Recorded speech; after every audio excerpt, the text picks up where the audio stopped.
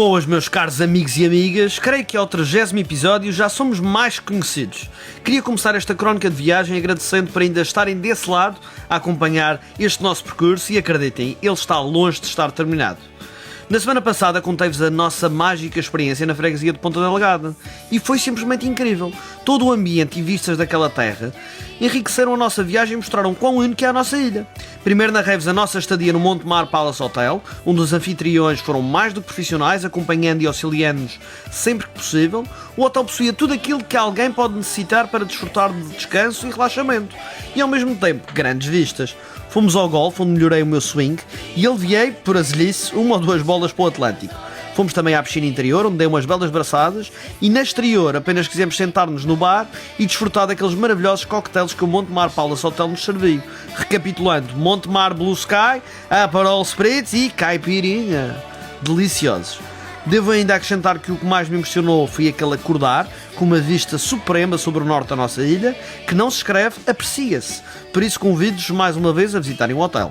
Eventualmente saímos do hotel entusiasmados por passear por aquela freguesia, parando na casa de Horácio Bento, e hora de carro, hora a pé, deixar-nos impressionar pela beleza pitoresca desta terra. Posteriormente demos uma grande mergulhaça no complexo balnear de Ponta Delgada, que ninguém aguentava mais aquele calor. Como o Fominhas não parava de suplicar por uma boa refeição, seguimos os conselhos dos locais e fomos ao restaurante As Pedras. E que bela escolha fizemos! O espaço era fantástico, uma vista extraordinária sobre a freguesia de Ponta Delgada e recheado de verde e novelos à sua volta, tornava-o encantador. O Sr. Ricardo era de uma amabilidade extrema e conquistou-nos com a sua presença e com a sua gastronomia. A sua esposa preparou-nos a especialidade da casa, a carne da avó, e ficamos absolutamente deslumbrados. O Fominhas ainda experimentou a sua dourada e acreditem, tudo naquele espaço era bom. Até à poncha de gengibre tivemos direito. Ao sair, a sensação era de satisfação perante esta freguesia. No entanto, queríamos dar o próximo passo e aventurar-nos pela freguesia de Boa Ventura. Dois de nós nunca tinham ido à Boa Ventura e estavam entusiasmadíssimos. Compreensível. Para quem conhece, sabe que é de uma beleza extrema de norte a sul e o coração da Laura e Silva rodeia, como talvez em mais nenhuma freguesia isso aconteça. O condutor distraído não virou à esquerda e foi em direção ao oeste, esperando sempre pela largura certa a fim de fazer inversão de marcha e retornar obviamente à regional em direção à Boa Ventura. Imaginem se ele tivesse bebido a poncha de gengibre. Valha-me Nosso Senhor Bom Jesus. Fomos dar ao Parque das Merendas de Ponta Delgada, mas só de passagem. Infelizmente, porque o Scooby-Doo e o Pau de Lume já queriam até fazer piquenique ali, para contornar a situação. E eu disse-lhes, calma aí, eu prometo que nós fazemos um piquenique, mas na Boa Ventura. Ok, ficou decidido. Rapidamente já estávamos no trajeto correto e curva em contra curva, aproveitávamos o asfalto e a ausência de carros na direção oposta para dar umas galhas. Estávamos a ouvir a Rádio Santana e ouvíamos um som que pedia o pedal do Anão Zangado. Call Me The Breeze de J.J. Cole. E assim íamos com força a bater palmas no ritmo certo. Ao chegar a uma considerável altitude, demos por nós com um miradouro e ninguém hesitou em pedir para visitar. Há coisas que simplesmente têm de ser vistas. Disseram-nos que em dias de visibilidade máxima, à noite, se conseguem ver os faróis dos carros do Porto Soano. Opa, parece-me ser mito. Mas mesmo assim, pronto. Eu também vou propagandear mitos. O madeirense tem disto. Certo é que o mirador da antena é absolutamente imperdível. E lá ficamos um pouco a observar a magnitude da costa norte da nossa ilha. Mas que viagem. Lá voltamos para o carro e, sem esperar numa daquelas curvas antebraço, estávamos nós na descida para a Boa Ventura. Sem medo começamos esta descida entre a vegetação quase intacta à direita e as moradias à esquerda completamente boquiabertos. Boa Ventura, aqui vamos nós! Sigas até! Mal chegamos ao centro da freguesia, ficamos imediatamente deslumbrados. Estar no meio da Laura e Silva é algo único e por qualquer lado que olhávamos, encontrávamos pureza e beleza. Era uma freguesia celestial. A primeira coisa que quisemos fazer foi, ainda no Tonicha, começar a aventurar-nos por todas aquelas estradas e quando encontrávamos pessoas íamos perguntando o que é que víamos por aí. Olha, o que não faltavam eram miradores e por isso vamos lá fazer um mini roteiro. Começamos a subida logo após passar a escola da Boa Ventura e lá fomos nós, rumo à natureza. Aprendemos da melhor maneira que esta freguesia tem 14 estradas sem saída. Pelo menos foi o número que apuramos. Ora, pelo menos 8 descobrimos sozinhos. O Paulo de Lume, responsável pelo GPS, não sei se estava a fazer de propósito ou não, mas o condutor estava já sem paciência e já começava a dizer que nos ia deixar ali na zona do pastel. Calma! E eu vou liderar o GPS, disse eu. Pior ainda, falhei à primeira. Ao chegar a este mirador do pastel, é magnífico contemplar aquele vale que nasce a este da freguesia. É um mirador de excelência e o verde àquela altitude parece ganhar uma tonalidade completamente diferente. Mais puro, mais verde. Começamos a descer a pique e bomba, toma lá mais uma estrada sem saída. Ei, foi inevitável.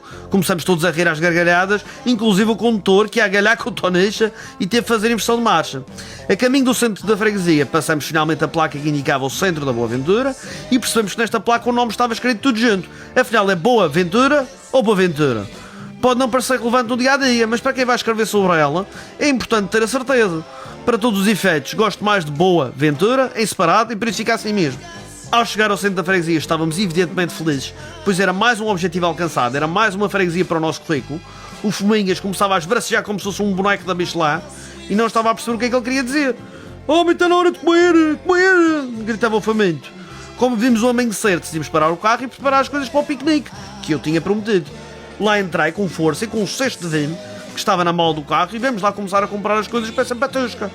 Os colaboradores do amanhecer reconheceram-nos de imediato e rapidamente apressaram-se em tentar ajudar-nos, e por isso ficamos a falar um pouco com eles antes mesmo de começar as nossas compras. Primeiro o leitinho local para o nosso bebe leite, o Sr. Scooby-Doo, em seguida um cacho de bananas da Madeira para dar força a estes senhores e uma caixinha de alperces que cai sempre bem. Para criar migalhas, porque não umas tuk-tuks, pode ser, disse o Paulo Lume.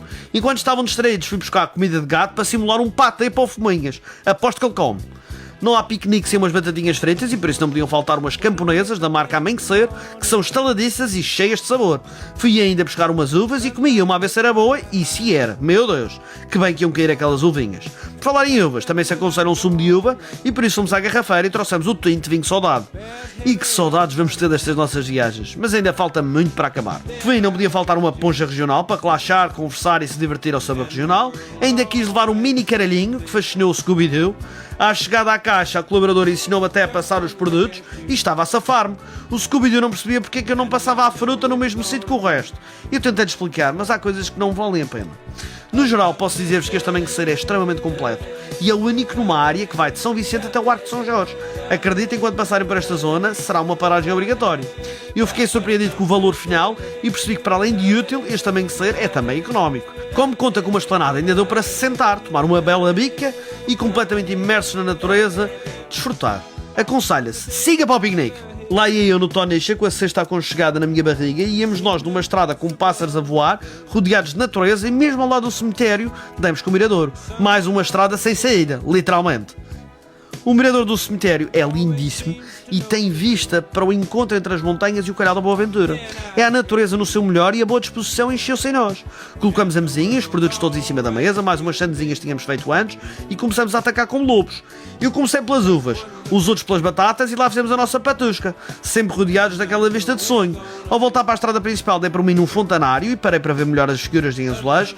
Rapidamente junto ao mesmo vi uns novelos lilás lindíssimos e uma gravura em homenagem ao ex-pároco da Boa Ventura. Estávamos mesmo embaixo da igreja da Boa Ventura, então decidimos subir as escadas e conhecê-la. Fiquei impressionado com o átrio, fazendo recordar-me da igreja de São Vicente, talvez por causa do coreto que também existia. À entrada demos por nós com uma porta no interior da igreja, de uma grande envergadura. Escrita em ambos os lados da porta havia duas palavras. Uma de um lado dizia silêncio e do outro modéstia. Senti qualquer coisa a ler essas palavras, mas não sei muito bem definir. As figuras destacam-se na igreja, com vários momentos representados sobre pinturas. Toda esta igreja era uma representação da presença religiosa por toda a ilha. A particularidade desta igreja é que homenageia a padroeira da freguesia, Santa Quitéria, e a igreja matriz desta freguesia. Já no carro fomos em direção ao sítio da Falca, no alto da freguesia, com o condutor a apanhar a estrada sozinho. Quis testar os pneus do Tonicha nas curvas, quase fazendo os de trás voarem. A verdade é que passear nestas estradas é lindíssimo. É quase como fazer um safari e aquele vale e aquelas colinas conferem a Boa Ventura um passeio de sonho. E curva sim contra curva sim senhora e a malta animada para a Falca.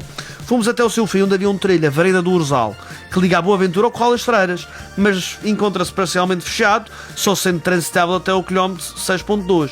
Por isso, decidimos abortar a missão, mas foi bom estar próximos outra vez ao ponto de partida, Corral das Freiras, 7 meses depois. Na volta paramos no Mirador, onde acreditei só se via Lauro e Silva, e floresta e toda a natureza que a compõe, nada de estradas, nem casas, nem luzes, simplesmente natureza, que belo. Apercebemos também, ao ver o Google Maps, de que havia um pequeno trilho nas redondezas, com uma lagoa no seu fim, e decidimos ir até lá. Ainda no sítio da Falca, ligeiramente acima da Capela da Falca, encontramos umas casas e uma pequena estrada em pedra, por lá se entrava, até o seu fim. Olha, fomos nós, rapidamente já tinha começado o trilho e estávamos envoltos na natureza, com novelos e novelos sem fim. Ao olhar para cima, as colinas a rasgar as nuvens e em frente os terrenos de cultivo ganhavam destaque. Há plantações e plantações e o verde repleta toda a paisagem. Aquele pequeno voeiro concede algo misterioso neste caminho. E à medida que íamos descendo, começámos a vislumbrar essa pequena lagoa denominada de Poço das Casas ou dos Namorados. Também assim era conhecido. De grau a degrau junto às vinhas e a dificuldade do trilho era mínima, apenas tornando-se mais assustador quando o Paulo de Lume deu um grito, com medo de umas cabrinhas que por lá andavam a comer erva. Ela não te vai fazer mal, rapaz, anda, vem devagar. Olha, o Fuminhas vinha atrás dele, deu um grito, lá vem ela! E o Paulo de Lume deu um salto como se fosse um atleta de salto à vara. Finalmente chegamos ao poço e que bonito é. Existe uma ponte que o atravessa e como na levada da tabu quis fazer um sim a Ronaldo, sem me esbardalhar todo. A Ribeira do Porco tem força, mas ainda assim, ao criar esta poça, criou-a de maneira que seja possível entrar e até nadar um pouco. Não resistia a molhar-me e garanto-vos não era nada fria, era fresca. E depois começamos a filmar aquela água pura a correr e como era bonito vê-la cair naquela pequena lagoa. Se fosse mais corajoso, tinha usado a corrente a meu favor e experimentado aquela espécie de tobogã, mas o resultado não ia ser bom, por isso não aconselho. Aconselho sim a visita e toda a panorâmica a 360 graus que compõe aquele Poço das Casas. Há sítios tão idílicos e acessíveis na nossa ilha e a nem 10 minutos de estrada e infelizmente às vezes não perdemos um tempinho a tentar conhecê-los. Aproveitem a nossa sugestão, venham até aqui. Na volta o Scooby-Doo vinha com um pau na mão, a alemão, a ver se não torcia um tornozelo e simultaneamente o meu olhar prendia-se naquele vale e naquela ribeira. Não tardou em chegarmos ao carro e irmos de volta para o centro da freguesia de Boa Ventura. No entretanto, o condutor entrou por uma estrada, adivinhem, mais uma sem saída. No seu fim, depois de todas as curvas que passamos, apeteceu-nos parar e sair do carro, a fim de ver melhor a costa. Era ali o caminho de São Cristóvão, que se fazia de degrauzinhos e ainda assim era possível atravessar o vale. Tudo ali nos conquistou, o mar, a natureza, o caminho, o vale, esqueçam, Boa Ventura é tão bonita. Voltamos rapidamente ao centro da freguesia, a pedido do Fuminhas, pois quando fomos ao amanhecer reparou no estabelecimento ao lado, com um ótimo aspecto, o snack bar Tijolo. Ao percorrer a entrada fiquei absolutamente surpreendido pela decoração do espaço. As paredes, para além de preservarem aspectos típicos madeirenses, estão pintadas com pequenas homenagens à vida rústica madeirense, tornando o tijolo numa casa. O melhor elogio que podia fazer àquele espaço era esse sentimento de familiaridade com o espaço. Quem entra sente-se como se estivesse na casa de um familiar, e esse sentimento é profundamente satisfatório. Fui imediatamente recebido pela Sra. Paula, proprietária do espaço, que amavelmente nos contou a história daquele espaço e explicou-nos quais as especialidades da casa, sugerindo-nos duas delas: o bocadinho regional e uma das suas pizzas da casa. Primeiro chegou-nos o bocadinho de carne regional. Qual bocadinho? Era um bocadão. Não acredito quando a colaboradora do tijolo me disse que era um médio. Se aquilo é um médio, eu não imagino o grande. Deixem-me que vos diga, não era só o tamanho que impressionava, era aquela carne, aquele molho saboroso. Mal começou o ataque, bastava olhar para a cara dos meus colegas e perceber que toda a gente estava deliciada. Quando chegou a pizza da casa, fiquei completamente boquiaberto. Para além de grande, tinha um aspecto incrível. A mistura de ingredientes que, para além de resultar na perfeição, complementava-se de forma genial com aquela massa caseira do tijolo. Notava-se que quer os ingredientes, quer a massa, eram frescas, garantindo uma experiência sensorial única. Fantástico.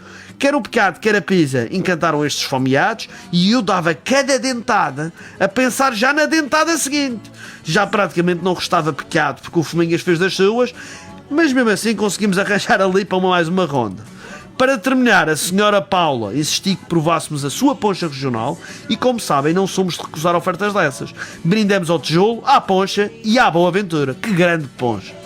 Por fim, tínhamos de agradecer uma vez mais à Sra. Paula, que nos ofereceu toda esta refeição, neste espaço emblemático da Boa Ventura, o tijolo, e agora sim, de barriguinha cheia, com um sentimento avassalador de felicidade por ter conhecido bem esta freguesia, vamos para o carro, rumo a uma nova freguesia. E atenção, um novo concelho. Vamos para o Arco de São Jorge do Concelho de Santana, e meus amigos, até à Barracabana! Siga, JM! Até para a semana! JM siga, JM siga, pela madeira cantar esta cantiga. Do Funchal ao Caniçal, Porto da Cruz a Santa Cruz, São Vicente até ficar dormente, a jornada começa e não se sente. Vamos pela ilha, com poncha